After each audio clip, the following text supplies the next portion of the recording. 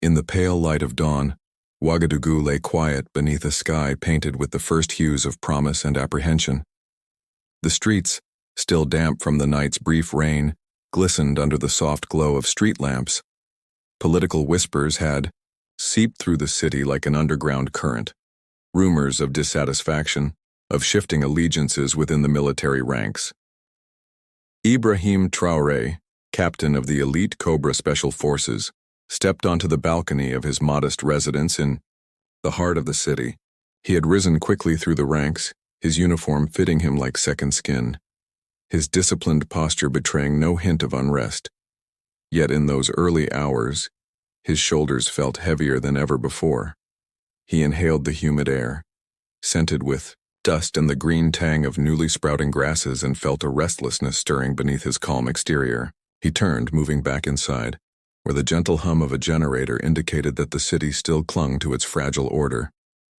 Across town, not far from the grand colonial buildings that lined Avenue Kwame Nkrumah, his wife Sarah prepared for another day in the makeshift community center she had established 6 months earlier. The building itself was unremarkable. A crumbling stucco facade, half of its windows shuttered or broken, the other half patched with corrugated metal scavenged from demolished rooftops. But inside, a different spirit thrummed. Children's. Chalk drawings decorated the walls, and second-hand chairs had been arranged in circles to facilitate conversations on hygiene, literacy, and self-sufficiency.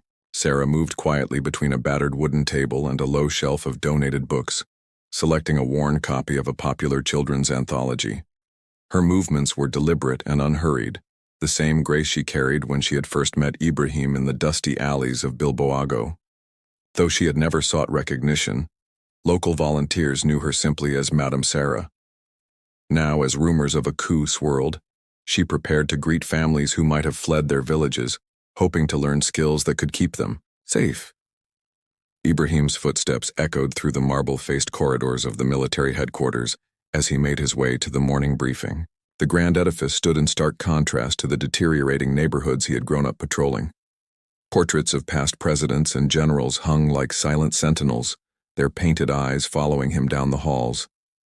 In the war room, men, in starched uniforms, clustered around a wall-sized map of the country, marked with pins and doodles indicating troop movements and supply lines. He offered a crisp salute, sliding into his usual seat without a word. The atmosphere was tense. The air felt thicker than usual, as if laden with unspoken fears.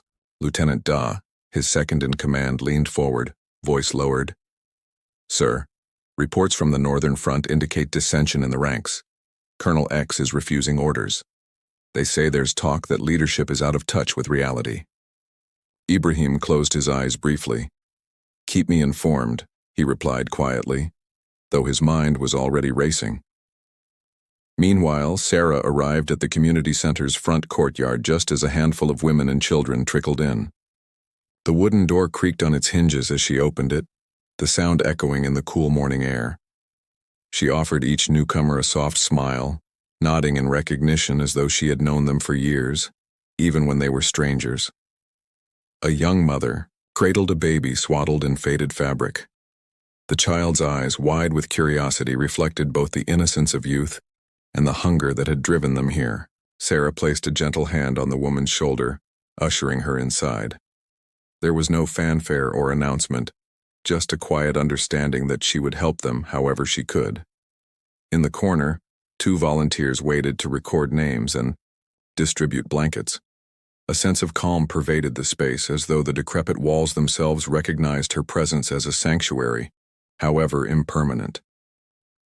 Back at headquarters, the briefing surged on with hushed urgency. Generals debated the feasibility of reconciling with rebel factions. Intelligence officers presented satellite imagery of troop encampments along the border. Ibrahim listened without interjecting, but every so often his gaze flicked to the young faces of soldiers, some barely out of their teens, lined up in formation. He knew what it meant when loyalty wavered, families displaced, boats capsized. On the Niger River, markets shuddered for fear of violence. When the meeting concluded, he lingered, hands tucked behind his back, eyes studying the map. Lieutenant Da approached him. "Captain, there's talk among the Cobra unit. Some say we should move now, secure the capital before others act. The window is narrow." Ibrahim's jaw tightened. He considered his own code: duty, honor, loyalty to the oath he swore. But beyond that lay a responsibility to the people. Like Sarah, who tended to the sick and the weary in corners of the city no one else noticed. He straightened, voice even but resolute. "Wait for my word. I need to be certain this is the only path to avoid greater chaos." Ibrahim returned home before dawn turned fully to day, his uniform already arranged for dispatch. The engine of his Land Cruiser roared as he left the base, the tires kicking up plumes of red dust along the narrow roads. In the seat beside him, his driver glanced in the rearview mirror. "What's the plan, sir?" Ibrahim's eyes remained fixed on the road ahead. "Find me when the time is right," he murmured. In his mind, he replayed Sarah's face.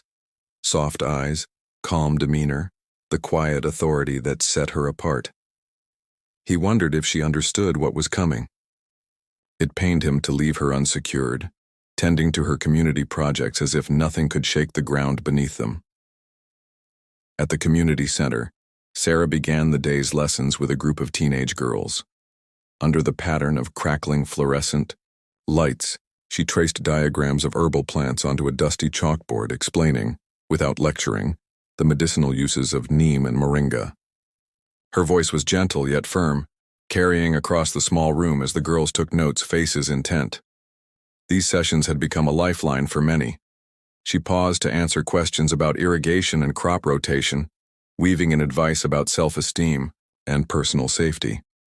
Outside, a murmur of conversation rose as more people assembled in the courtyard, fathers returning from early labor, grandmothers carrying sacks of charcoal, children with faces streaked by the morning's crumbs of bread. No one spoke of military maneuvers or rumored coups.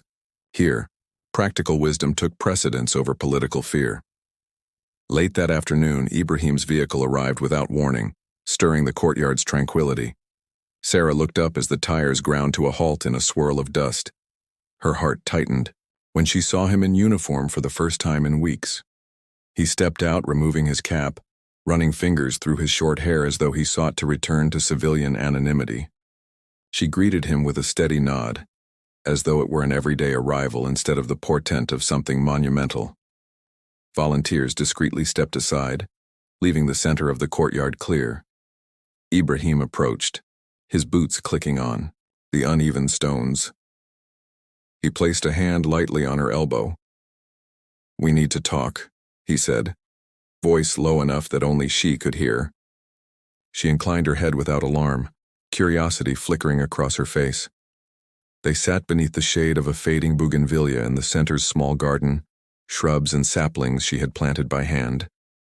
Children watched from the doorway but kept their distance, sensing the gravity of the moment. Ibrahim gestured toward the modest metal gate that separated the center from a narrow thoroughfare. "Sarah, things are shifting," he began, voice taut with conflict. "There's talk of taking control of the government. Some say we must act now, before ministers close ranks.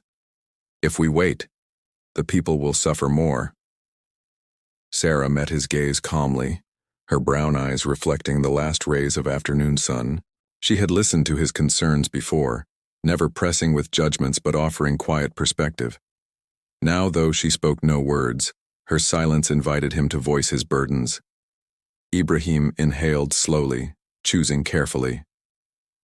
"I've seen how things fall apart when power goes unchecked. Families displaced, children hungry, clinics without medicine. You know this better than anyone. But if I move to overthrow the current regime, there may be violence. The streets could run red. Our soldiers might become the new villains." He paused, allowing the weight of his confession to settle. Sarah's hand found the radial crease of a moringa leaf in the garden bed, her silent symbol of resilience. Finally she spoke. "You know the people trust you. They believe in the Cobra unit because they have seen you walk those streets without fear. A coup, if it must come, cannot be for selfish gain. It must be for them." Her voice was composed. neither pleading nor commanding, but infused with a clarity that cut through his uncertainty. He bowed his head, fingers brushing the gravel between them. I don't want to be judged by the scars I carry. I want to be measured by the dignity we restore.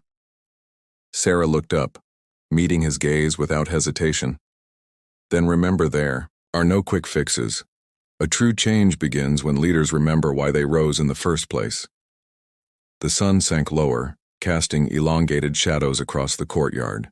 Ibrahim reached forward, brushing a stray lock of hair behind her ear. I need you to speak out. When this happens, I want people to hear your voice, what it means to serve quietly, to give without expecting. Sarah nodded, her face serene as though she had long anticipated this moment. They rose together, the bond between them unspoken yet palpable, a silent covenant forged in dust and compassion.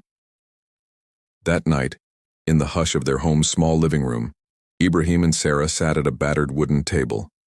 A single kerosene lamp burned between them, its flame flickering against the chipped plaster walls. On the table lay open documents, intelligence reports, draft proclamations, and maps marked with red circles.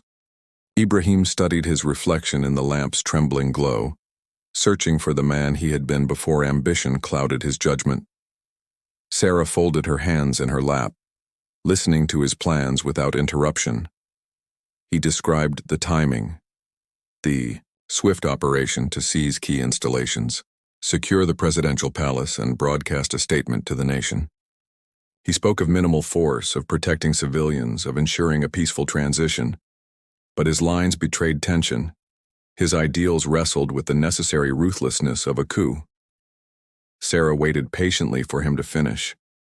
Then she stood, moving, to the bookshelf where she kept her few personal items, an old photograph of her parents, a journal filled with notes on herbal remedies, and a stack of letters from women who had found refuge at her center. She lifted the photograph, tracing the faces of two younger people who smiled with hope before the tragedy severed their lives. I lost everything in a riot, she whispered, voice trembling only momentarily.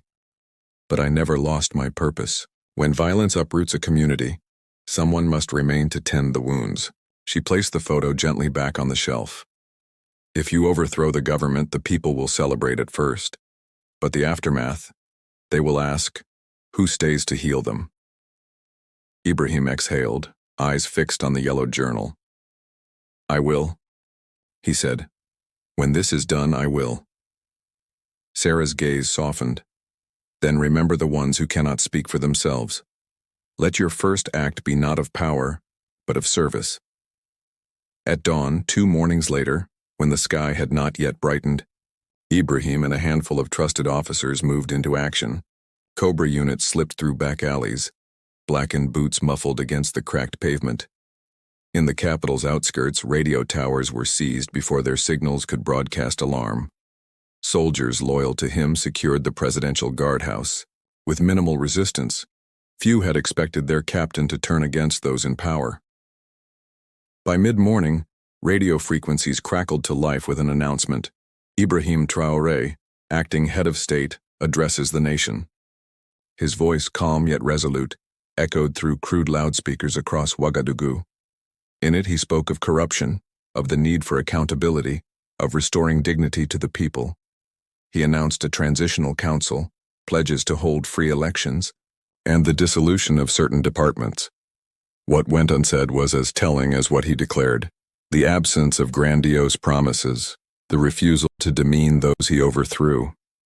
Across the city, at the community center, Sarah had prepared a short speech to share with her volunteers and those who gathered that morning. The yard had filled with women, children, and a few men curious about the sudden flurry of military activity. She stood on a makeshift platform, 2 wooden crates stacked beneath a chipped table, and surveyed the crowd.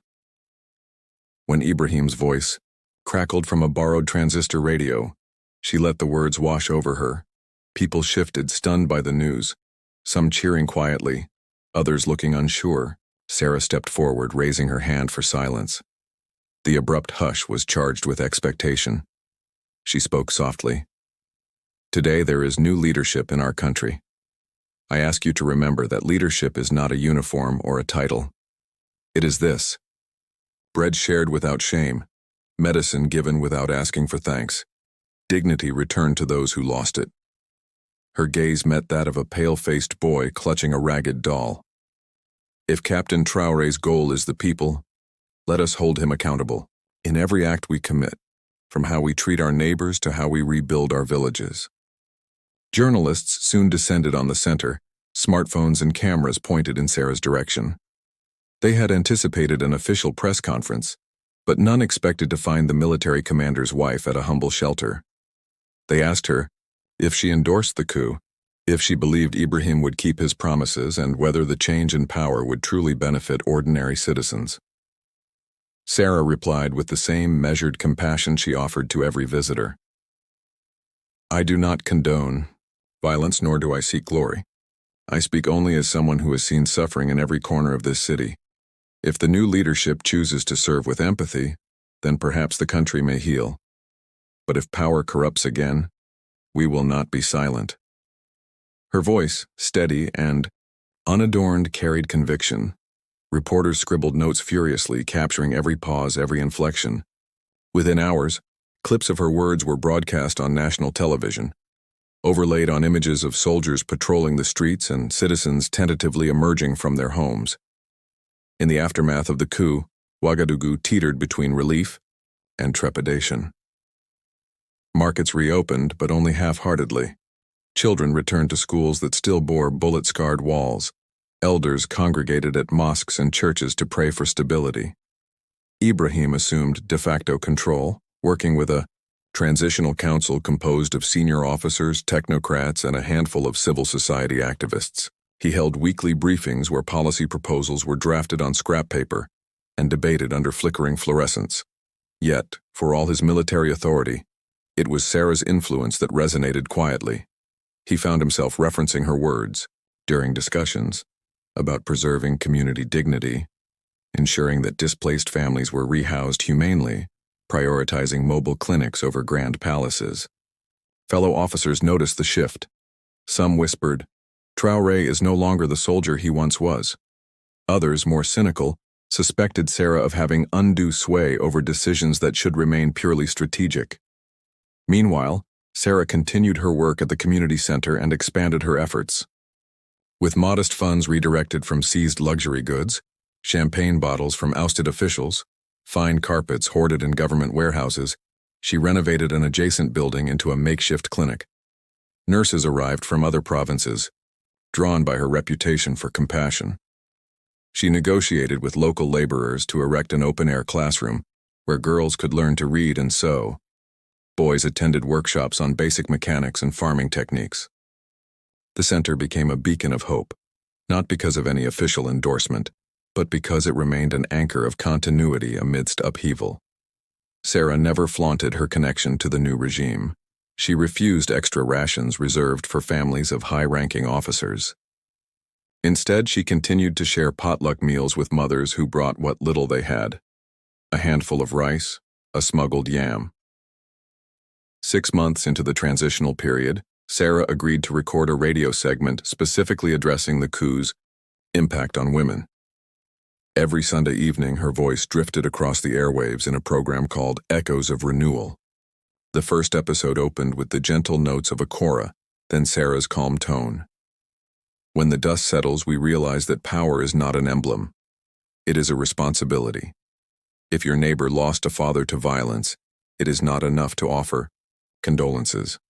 We must rebuild homes and hearts alike.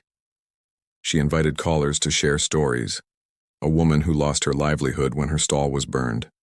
A young mother who feared leaving her child alone in damaged housing. A teacher whose school had been converted into a barracks. Each week, Sarah wove these voices into her narrative, giving them space to be heard and urging those in power to respond compassionately. As autumn approached, Ibrahim found himself under increasing pressure to expedite constitutional reforms and organize elections. International diplomats arrived in sleek black SUVs, their tinted windows and crisp suits a stark contrast to the ramshackle huts of the city's outskirts. They met with him in air-conditioned rooms, offering conditional aid packages in exchange for rapid progress. Ibrahim outwardly thanked them, but his mind drifted to a conversation he shared with Sarah beneath the muttering jacarandas. "We must guard against exchanging one form of dependency for another," she had cautioned, voice low but unwavering. He quoted her at the start of a diplomatic roundtable. "If we pledge allegiance to external agendas without heeding our people's cries, we risk rebuilding chains, not lifting them." The diplomats paused, some shifting uncomfortably, as her words hung in the air, an unspoken reminder that sovereignty began with listening to those who had long been silenced. By the turn of the year, faint progress emerged. Plans for polling stations in remote villages were drafted. Community watch committees organized by Sarah's center volunteered to guard polling materials. Ibrahim's speeches took on a new cadence, less combative, more inclusive. At one rally in a stadium usually reserved for military parades, he addressed thousands of citizens, many wearing the vibrant batik prints customary to their regions. He spoke not of triumphs, but of shared responsibility. This journey toward democracy will be measured not by symbols or slogans, but by whether every child can sleep without fear, whether every woman can grow her tiny garden in peace. I ask you not to trust me blindly, but to hold me accountable by demanding compassion in every corner of our land. The crowd erupted in applause, though some clutched signs that quietly reminded him of lingering inequities. Justice for North, clinics not barracks. Through it all, Sarah remained the quiet center of their partnership. Ibrahim's aides reported that he often consulted her after cabinet meetings, sending her text messages late into the night, quotes from press releases, draft memos on land reform, snippets of radio transcripts. She responded with gentle corrections. A phrase missing empathy, a budget allocation that overlooked rural women, a health initiative that didn't account for traditional midwives. He listened without defensiveness, incorporating her adjustments into policy documents. In turn, Sarah gleaned insights from his strategic discussions: how to secure supplies for the center, how to lobby district chiefs to support literacy drives. Their collaboration was neither hierarchical nor transactional. It was an ongoing conversation rooted in mutual respect. When Election Day finally arrived, the city buzzed with cautious optimism. Polling stations sprang to life in converted schoolrooms and community halls. Young men in new polo shirts emblazoned with Voice of Burkina supervised lines that collectively snaked around dusty courtyards. Sarah volunteered at one station, guiding elderly voters through the registration process, her gentle voice reassuring them that their ballots mattered. Ibrahim stood at a podium outside the National Stadium to observe the national turnout, flanked by election commissioners and masked UN observers. Cameras swiveled, capturing his expression, calm, serious, subtly proud. He had chosen not to stand beside her at the polling booth, preferring to maintain a veneer of separation between his official role and her grassroots presence. Yet he could see her from afar, bending to assist a grandmother whose ink-stained thumb told of her first vote in a generation. In the hush of the evening after ballots closed, both man and woman found themselves at home, awaiting results on separate radios. Sarah sat cross-legged on the floor of her center's back room, listening to the droning cadence of election monitors, her hands folded in her lap as if in prayer.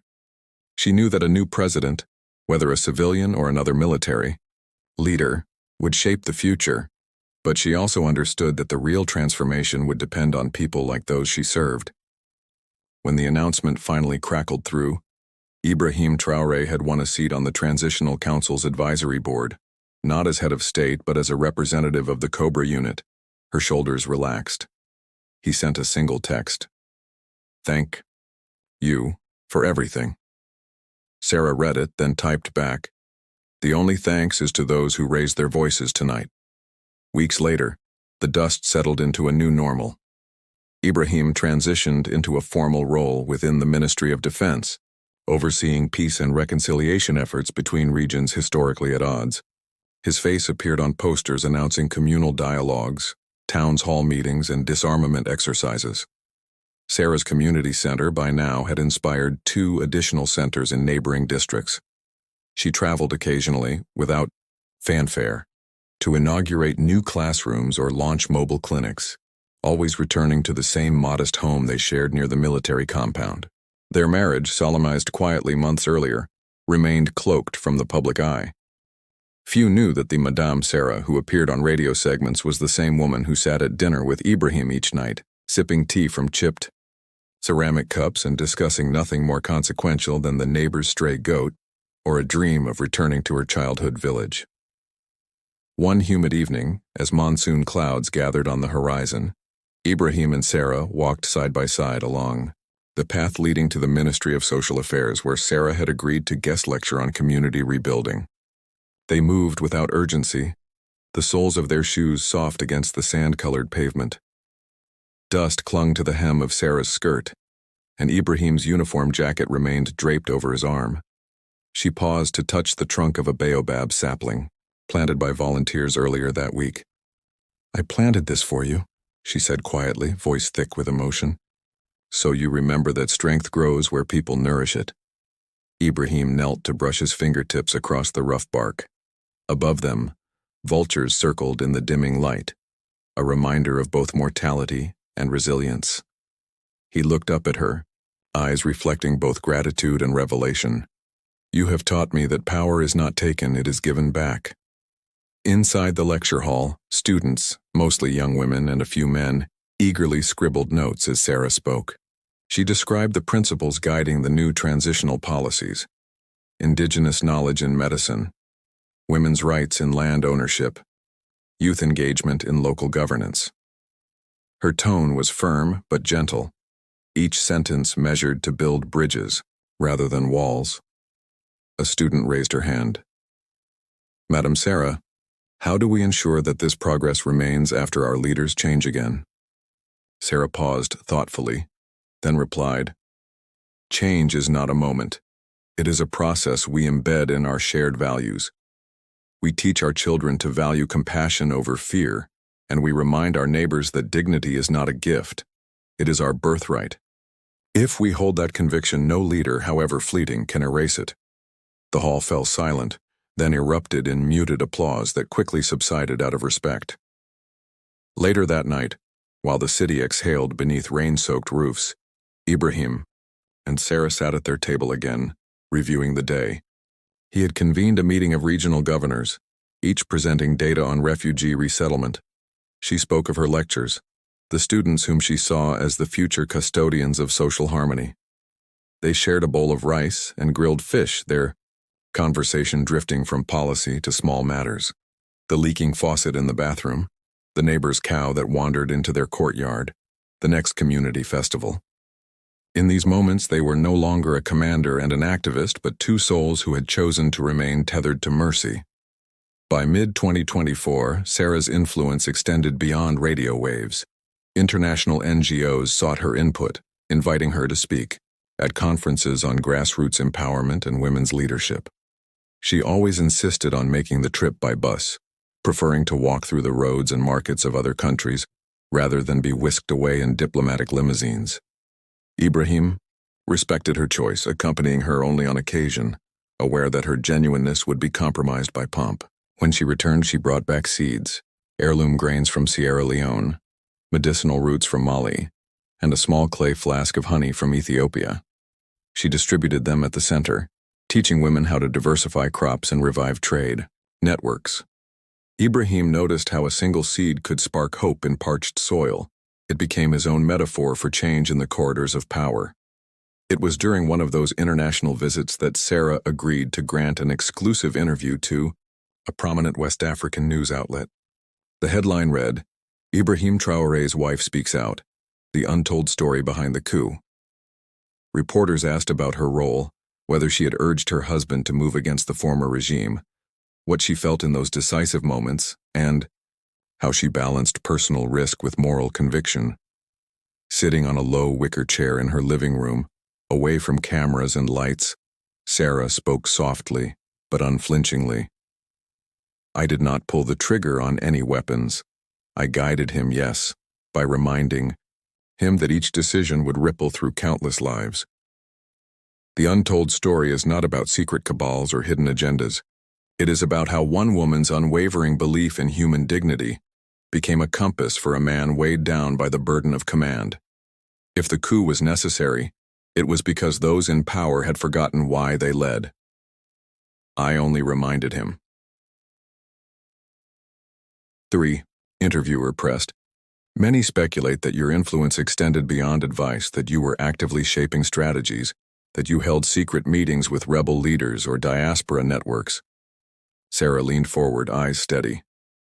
I have no interest in clandestine dealings.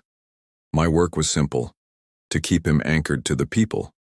I told him to walk the dusty streets, to see eyes hollowed by hunger, to listen when elders spoke of land, passed down for generations. Strategy without humanity is tyranny wrapped in silk. The camera zoomed in on a photograph of her beside a group of girls whose beaming faces peppered the center's walls. That image alone spoke volumes. No bullet points, no slogans, just a woman who had walked through flames and emerged with hands unclenched. In early 2025, with democratic structures steadily taking root, President Traoré, as he was recently titled, invited Sarah to become an informal advisor on community affairs. He offered her office space in the presidential palace, marble floors, hushed corridors, portraits of heads of state, but Sarah declined. Instead, she chose to maintain her shelter on the city's periphery, refusing any official salary or title. She told him, "If I walk those marble halls, I risk forgetting how the world feels at ground level. My words will carry less weight than my presence among those who need me." He respected her decision, recognizing the delicate balance between political influence and authentic service. The community centers multiplied, guided by a network Sarah helped to establish, a coalition of women's groups, youth cooperatives, and traditional healers. Ibrahim's government quietly allocated resources, ensuring each center had solar panels, water pumps, and basic medical supplies. There were skeptics. Some military leaders chafed at funding social programs instead of bolstering the army. Some politicians grumbled that a mere family member of the president should not wield such soft power. But when a devastating drought struck in the northern provinces, it was those centers, imbued with Sarah's principles of dignity and resilience, that led relief efforts. They distributed drought-resistant seeds, organized mobile clinics, and opened their doors as cooling shelters. When the rains finally returned, yields in those areas outpaced neighboring regions. Late one Sunday evening in June 2025, as the month's waning moon cast a silver glow over Ouagadougou, Ibrahim and Sarah sat on their porch, watching the city's hum recede into tranquil darkness. Cicadas droned and the scent of jasmine floated on a warm breeze. He held her hand, listening to the silence between them. No speeches, no policy briefs, just two hearts aligned by a shared conviction. He spoke softly. When I reflect on these last 3 years, the coups, the policies, the elections, I realize that any title I hold means little without your voice echoing in my decisions. You taught me that the ultimate measure of power is whether it heals or destroys. Sarah looked out at the distant glow of streetlights, tracing constellations made of lamplight and dust. We did not change the world overnight, but we reminded each other that the smallest act of kindness can become a revolution. A distant call to prayer reverberated through the night, a reminder of faith's enduring presence in the city's fabric. Ibrahim rose, draping his arm around Sarah's shoulders. Together, they walked down the path toward the jasmine plants she had cultivated, a living tapestry of green amid cracked concrete. Under the hushed canopy of stars, they paused, by the baobab sapling that had grown taller than before. Its roots pushed through the paving stones, a testament to resilience in the face of neglect. Sarah placed her hand on the rough trunk. "May we continue to grow where no one expects us to," she whispered. Ibrahim nodded, leaning his forehead against hers. In that quiet moment, the untold story behind the coup found its truest expression. Not in power seized, but in hearts changed. And so the people of Burkina Faso began to tell a new story, a narrative woven from threads of quiet courage, unspoken sacrifices, and steadfast compassion. They spoke of a commander who refused blind obedience, and of a woman who refused to be erased by circumstance. They spoke of how, in the ashes of a fractured nation, a single voice rose above the din, reminding them all that true leadership looked like service, and that revolutions born of dignity endured, long after the final shot was fired. In the annals of history, the coup might be recorded as a chapter of redrawn borders and new regimes. But among those who walked the dusty streets, baked by the relentless sun, the untold story lived on in whispered prayers, in shared cups of tea, and in the steady, unvanquished pulse of humanity that Sarah and Ibrahim had nurtured, one small act of kindness at a time.